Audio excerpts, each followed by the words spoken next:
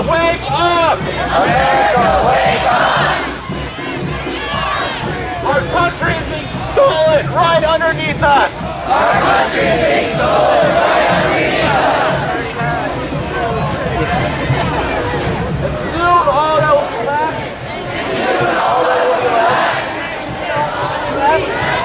The foundation built from the shit of aristocrats. The foundation built from the shit of aristocrats. Alright people, we need volunteers. You're here to fight for our freedom. So get your ass in the kitchen. And help them set up what feeds you.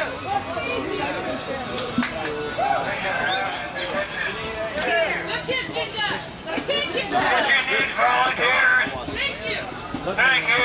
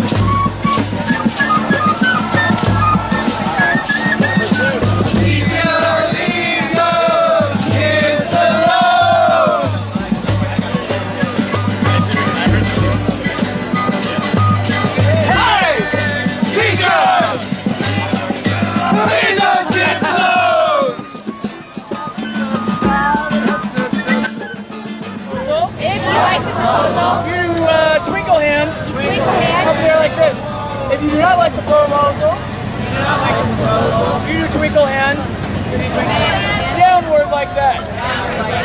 So, I have been participating in organizing this march for 3 days. The other march was never decided by Occupy Portland.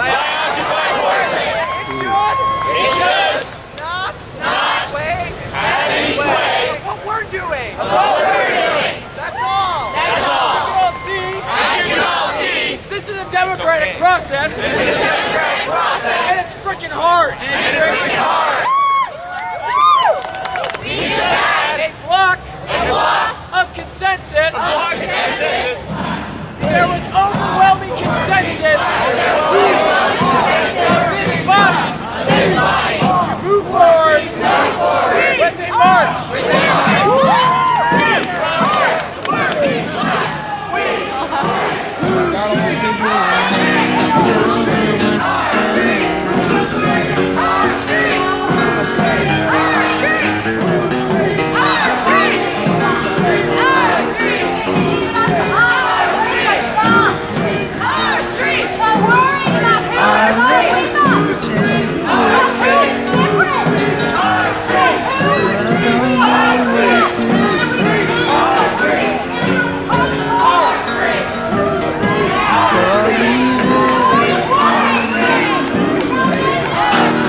Touch the world till there are no bridges no more.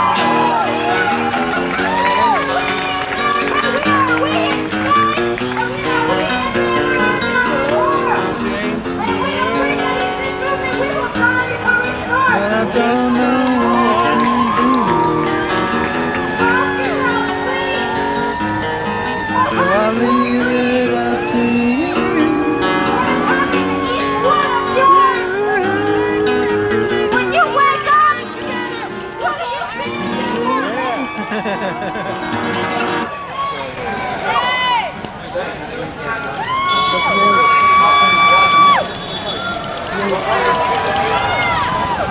30th race.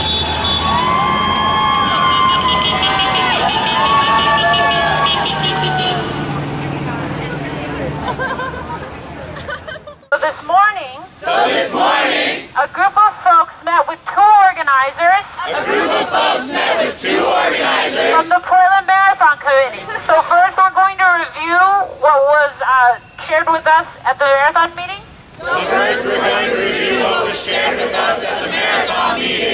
Next there will be some police updates. And finally, the folks who were in the meeting are just going to give a little bit of an accountability process. And if there are any questions about that, and whether that's compatible with our democracy, we should talk about it. Say, the AFL-CIO should support Occupy Portland. Here's Tom Chamberlain.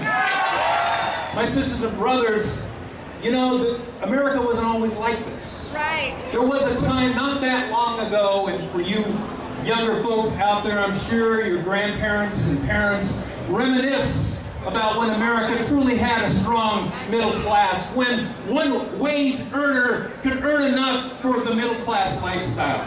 Right. But you know, when that gulf began to widen between the 1% and the rest of us, somebody had to pay for that, right? Yeah. We paid for that. Yeah. We paid for that with stagnated wages. And as that gulf grew, our dream of a middle class, it's hard for Americans to let loose of that. And we fought hard. First, they worked more overtime to maintain that middle class lifestyle, right? And when they couldn't keep up by working more and more hours, more people in the household went to work. And when that didn't work, they cashed out their equity in their homes and used it like an ATM machine to maintain that middle class lifestyle.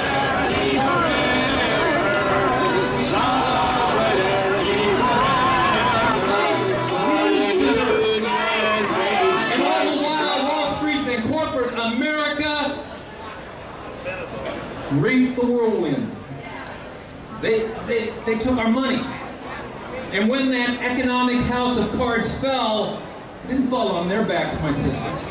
It didn't fall on their backs, my brothers. It fell on our backs, on our families' backs, on the workers' backs of this nation. And as the corporatists, as they grew more wealth, more power, the elected leaders became scared that they wouldn't get their dimes or nickels to win elections. They forgot that this country is about people, not profit.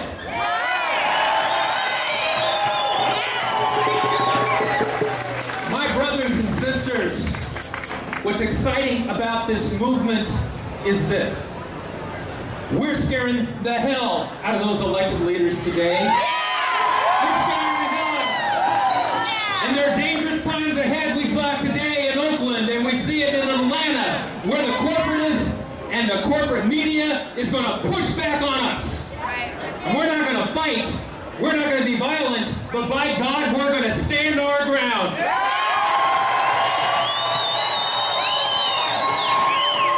My sisters and brothers, they need to understand who the 99%ers are. They're the police officers. They're firefighters. They're folks that cook their meals and work in the restaurants, provide health care. We are the 99%, and we're not going to take it anymore. We are the 99%, and we're not going to go away. We are the 99% who built this damn country. It's our country. It's our streets. These are our streets. This is our city. This is our state, and this is our nation. Whose streets? Whose streets? Whose streets? Whose city? Whose city? Whose state? Whose state? And whose country? Country, my brothers and sisters, follow me. We're going to march through our streets today. We're going to take them back every day until this fight is won, until we have our share of economic justice and the riches and the prosperity of this great nation. Thank you very much.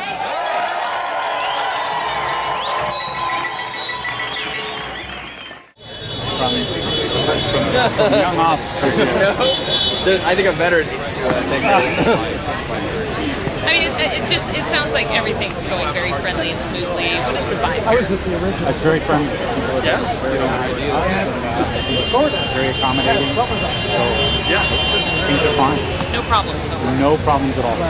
You're worried at all that you need to remove them? I'm not slightly worried. I think they're silly. And Joe, anybody? Hey. How you doing, Joe? Good.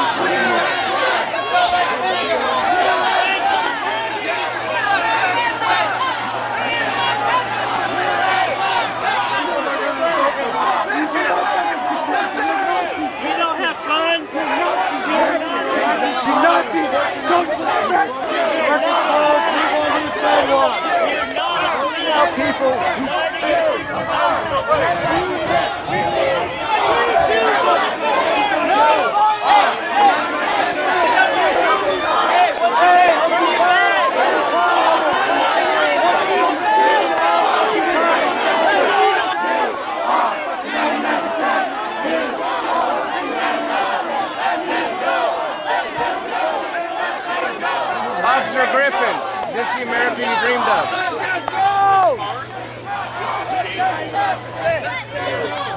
Is it, sir? Is this the America you dreamed of? Is this the America you dreamed of? I understand the park's closed. Is this the America you Sleeping dreamed in of? the park's a little thing.